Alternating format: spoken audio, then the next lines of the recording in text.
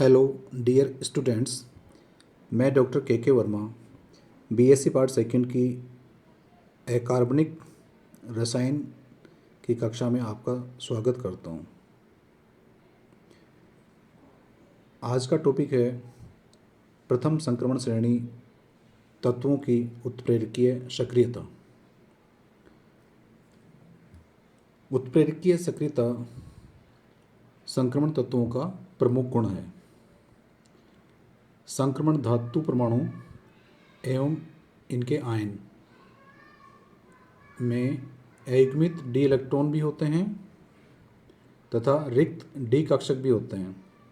अतः ये धातु इलेक्ट्रॉन त्याग भी सकते हैं और रिक्त डी कक्षकों में इलेक्ट्रॉन्स को ग्रहण भी कर सकते हैं।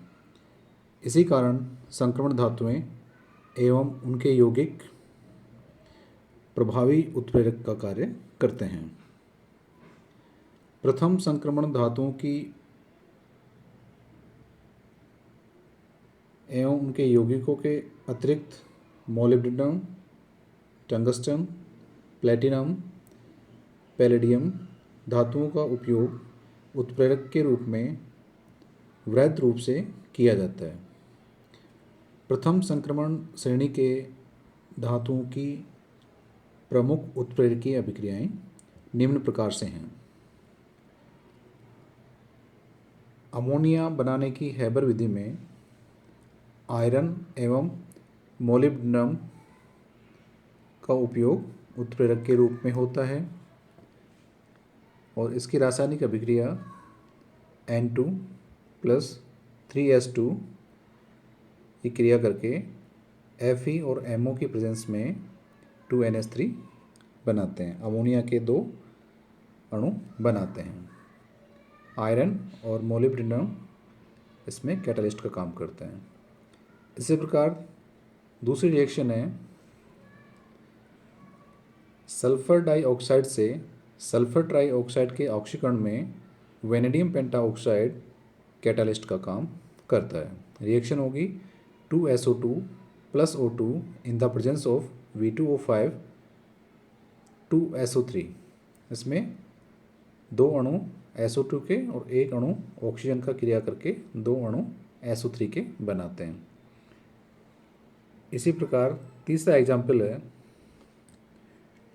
कॉपर और वेनेडियम को ऑक्सीकरण अभिक्रियाओं में उत्प्रेरक के रूप में उपयोग किया जाता है। नायलॉन 66 जो कि एक पॉलीमर है, इसके संश्लेषण में प्रयुक्त किए जाने वाले एडिपिक अम्ल का निर्माण करने के लिए साइक्लोहेक्सेनॉल एवं साइक्लोहेक्सेनॉन के मिश्रण का कॉपर या वेनेडियम उत्प्रेरक की उपस्थिति में ऑक्सीकरण करवाया जाता है। रिएक्शन होगी cyclohexanol plus cyclohexanone in the presence of copper and vanadium और प्रोडक्ट बनेगा इसमें एडिपिक अम्ल। फोर्थ एग्जाम्पल है रानी निकल का। इसका उपयोग कई अपचयन अभिक्रियाओं में जैसे हेक्सामिथिलीन डाइएमीन के संश्लेषण में किया जाता है। हेक्सामिथिलीन डाइएमीन का संश्लेषण एडिपोनाइट्राइल NCCH2 4 CN से होता है। रानी निकल इसमें कैटालिस्ट के रूप में काम करेगा और NH2CH2 6 NH2 यानी हेक्सामेथिलीन डाइएमीन इसमें प्रोडक्ट बनेगा। इसी प्रकार इनकी उत्प्रेरक सक्रियता का दूसरा एग्जाम्पल वनस्पति घी का निर्माण है। वनस्पति घी के निर्माण में सूक्ष्म विभाजित यानी फाइनली डिवाइडेड निकेल का उपयोग कार्बन कार्बन द्विबंध के हाइड्रोजनीकरण के लिए किया जाता है। वनस्पति तेलों में असंतृप्त अम्लों के ग्लिसरॉल ट्राइएस्टर होते हैं। इन असंतृप्त श्रृंखलाओं का हाइड्रोजनीकरण द्वारा संतृप्तिकरण करने से ठोस वनस्पति घी प्राप्त होता है। इस अभिक्रिया में कार्बन कार्बन द्विबंध जो कि एक असंतृप्त बंध है का संतृप्तिकरण हाइड्रोजन गैस द्वारा फाइनली डिवाइडेड निकल की प्रेजेंस में होता है और इनके संतृप्तिकरण से ठोस अवस्था में वनस्पति घी प्राप्त होता है। इनकी उत्प्रेरक सक्रियता का दूसरा एग्जाम्पल है जिगलर नाटा उत्प्रेरक। टाइटेनियम क्लोराइड में टर्सरी ब्यूटिल एल्युमिनियम मिलाने से जिगलर नाटा उत्प्रेरक बनता है, जिसका उपयोग एथिलीन के बहुलीकरण द्वारा पॉलीएथीन के निर्माण में किया जाता है, यानी NCH2 double bond CH2 in gaseous phase convert into polymer polyethylene CH2CH2N in the presence of Ziegler-Natta catalyst। Next example है जिंक, क्रोमियम, कॉपर के ऑक्साइड की उपस्थिति में कार्बन मोनोऑक्साइड व हाइड्रोजन परस्पर क्रिया करके मेथेनॉल बनाते हैं। रिएक्शन होगी CO प्लस 2H2 और प्रोडक्ट बनेंगे CH3OH in the presence of copper, zinc, chromiums के ऑक्साइड्स। संक्रमण तत्वों के उत्प्रेरक की सक्रियता का दूसरा एग्जाम्पल है फेंटॉन्स रिएजेंट, यानी फेंटॉन अभिकर्मक। फेरस सल्फेट व H2O2 हाइड्रोजन पेरोक्साइड का मिश्रण फेंटॉन अभिकर्मक कहलाता है, जो एल्कोहलों के ऑक्सीकरण में एक विशिष्ट अभिकर्मक के रूप में प्रयुक्त होता है, जो प्राथमिक एल्कोहलों को एल्डिहाइड में ऑक्सीकृत कर देता है। यानी फेंटॉन अभिकर्मक जो कि एक फेरस सल्फेट और हाइड्रोजन पेरोक्साइड का मिक्सचर होता है, ये प्राइमरी एल्कोहल को एल्डिहाइड में ऑक्सीडाइज कर देता है। नेक्स्ट एग्जाम्पल है उत्प्रेरक मैंगनीज एसीटेट की उपस्थिति में एल्डिहाइड ऑक्सीजन के साथ ऑक्सीकृत होकर कार्बोक्सिलिक अम्ल बनाते हैं। रिएक्शन CH3CHO प्लस O2 और प्रोडक्ट बनेगा CH3COOH in the presence of manganese acetate catalyst. संक्रमण धातुओं की उत्प्रेरकीय सक्रियता का कारण। संक्रमण धातु उत्प्रेरक के रूप में कार्य करते हैं। इनकी सक्रियता क्या कारण है, इससे पहले हम उत्प्रेरकों के प्रकार के बारे में जान लें। उत्प्रेरक दो प्रकार के होते हैं।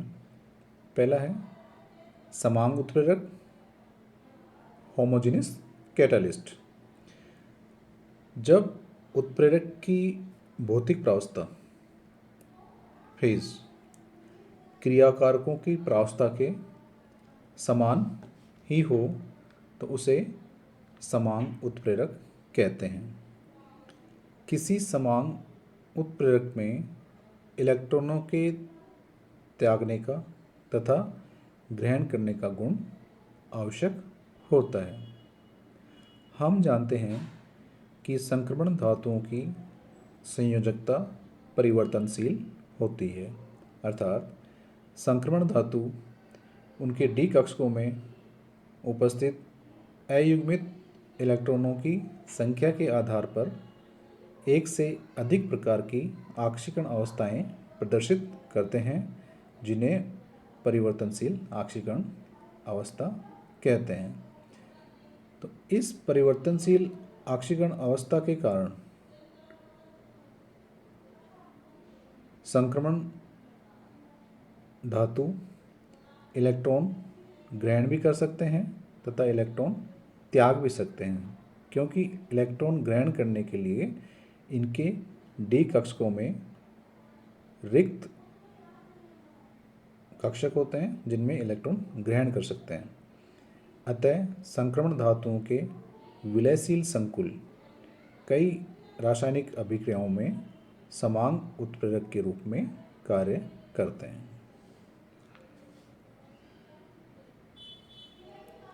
संक्रमण धातुओं के उत्प्रेरकों का दूसरा प्रकार है विषमांग उत्प्रेरक, हेटेरोजीनस कैटालिस्ट्स।